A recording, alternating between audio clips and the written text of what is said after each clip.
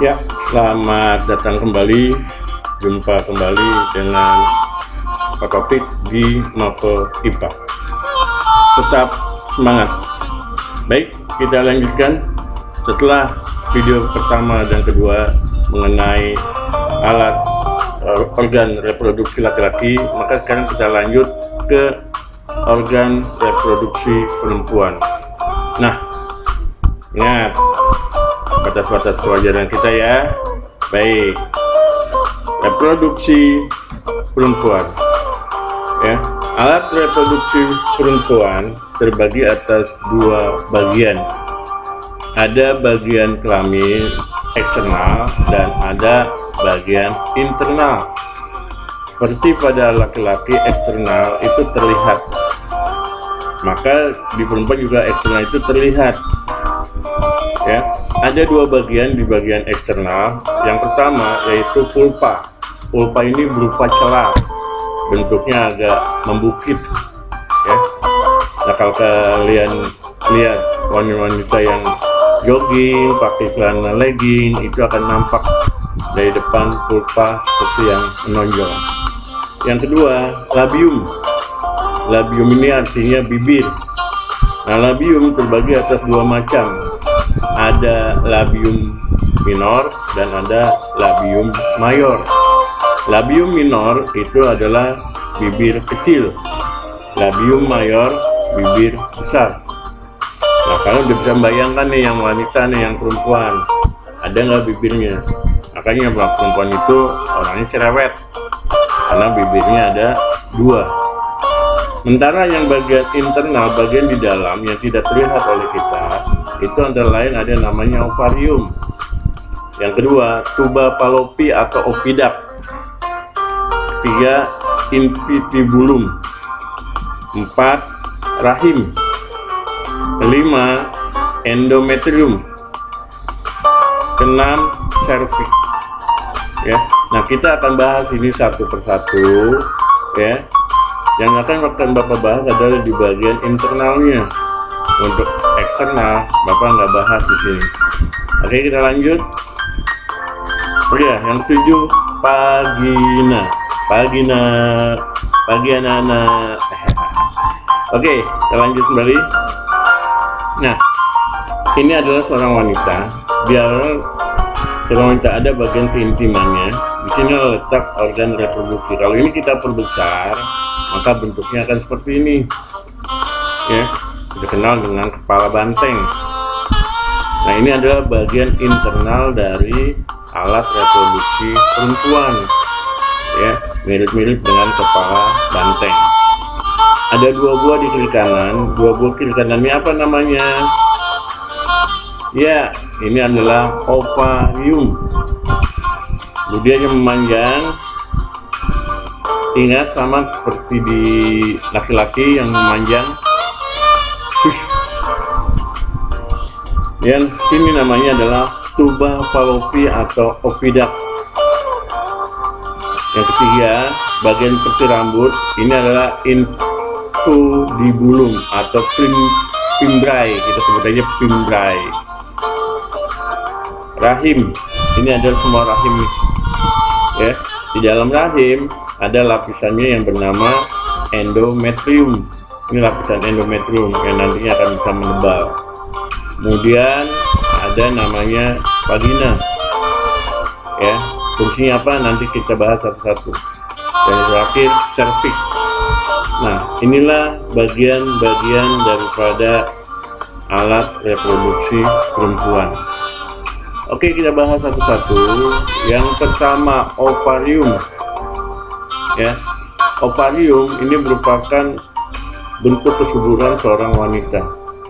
Jumlahnya ada dua buah di sebelah kiri dan sebelah kanan. Tadi yang sudah kalian lihat, sebelah kiri dan sebelah kanan. Ovarium akan menghasilkan ovum, itu sel telur ya. Jumlahnya cukup pelit, sebulan hanya satu. Jadi sebelah kiri dan kanan itu bergantian ya. Selain ovum, dia juga menghasilkan estrogen. Ada estrogen, juga hormon progesteron. ovarium ini hampir sama dengan testis, ya, ovarium di wanita. Oke, pada ovarium tadi menghasilkan ovum. Apa sih ovum? Ovum itu sama juga dengan sel telur, ya. Ukurannya lumayan besar dibandingkan sperma, diameternya 0,1 mm, ukurannya 40 kali lebih besar daripada sperma. Nukleusnya besar, inti selnya besar, dengan satu buah sel telur. Sifatnya pasif dan tidak memiliki alat gerak, makanya wanita itu selalu pasif, dia menunggu tembakan dari seorang pria, ya. Sebulan hanya satu sel telur. Bentuknya seperti apa? Nah, ini bentuknya, ya, kayak telur, sama kayak telur ayam. Kemudian selain ovum, ada juga dia menghasilkan estrogen. Nah, estrogen ini akan membawa sifat sel kelamin sekunder wanita, ya. Dia gunanya antara lain pertumbuhan dan pematangan sel telur. Selain itu dia akan mempengaruhi pinggul, perbesaran pinggul pada kaum wanita. Ini seperti kata gitar Spanyol. Nah, itu dipengaruhi oleh estrogen. Kemudian pengaktifan kelenjar, ada kelenjar susu, kelenjar minyak, ataupun kelenjar yang lainnya diaktifkan oleh estrogen. Tumbuh rambut sama seperti di laki-laki, tumbuh rambut, kumis, janggut, dan seterusnya. Payudara, ya, semakin lama perempuan yang makin dewasa, maka payudaranya akan semakin besar. Kenapa? Karena dipengaruhi oleh estrogen. Tidak seperti laki-laki tumbuh jagung di tenggorokannya, tapi kalau wanita, ya, itu tumbuh payudara. Kemudian hormon yang lainnya, progesteron, fungsinya untuk mempersiapkan pertumbuhan dinding rahim jika terjadi kehamilan. Nah, di sini endometrium lah yang nantinya akan menebal, dia akan berfungsi mempersiapkan pertumbuhan dinding rahim. Baik, ada pertanyaan? Oke, coba dulu yang kedua, tuba Fallopi. Tuba Fallopi biasa juga kenal dengan oviduct. Ukurannya nggak panjang, hanya 10 cm, ya, 10 cm sebelah kiri, 10 cm sebelah kanan, 10 cm. Jumlahnya ada 2, kiri kanan. Nah, ini seperti istrinya Ustaz Solmed, itu salah satu tuba Fallopinya itu terputus.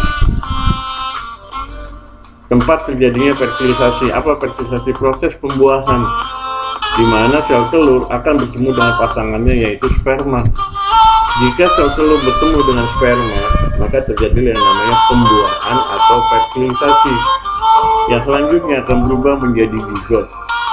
Nah, zigot ini kemudian nanti akan menempel atau diimplan pada endometrium. Ya, kita lanjut.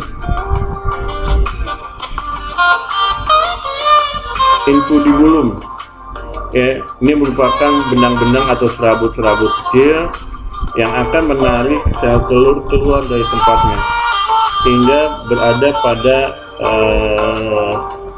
tuba Fallopi. 3/4 dari tuba Fallopi dia akan nongkrong di situ, nunggu pasangannya.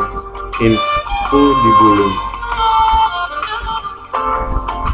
Rahim, ya, rahim pada ukurannya itu antara 5 cm sampai 30 cm. Ketika terjadi kehamilan, dia akan membesar menjadi sampai 30 cm. Bentuknya seperti buah pir yang terbalik. Ada yang pernah makan buah pir? Belum? Beli di pasar buah, ya. Nah, fungsinya sebagai apa? Sebagai tempat tumbuh dan berkembangnya janin. Selama 9 bulan ibu kalian mengandung kalian, ya.